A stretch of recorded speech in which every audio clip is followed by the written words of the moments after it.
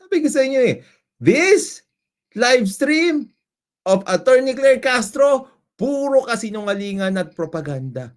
Mayor Magalong ICI Special Advisor, bakit nag-resign? Wala namang sinabi dito kung bakit siya nag-resign. At hindi alam ni Attorney Claire Castro. Mga kabatas natin.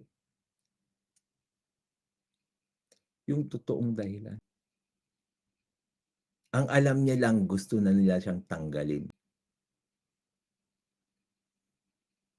Kasi nga, ang alam niya, tatanggalin na siya.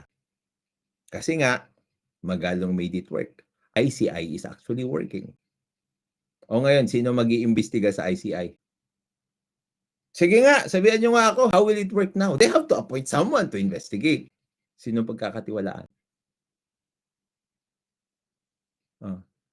Ito ang problema.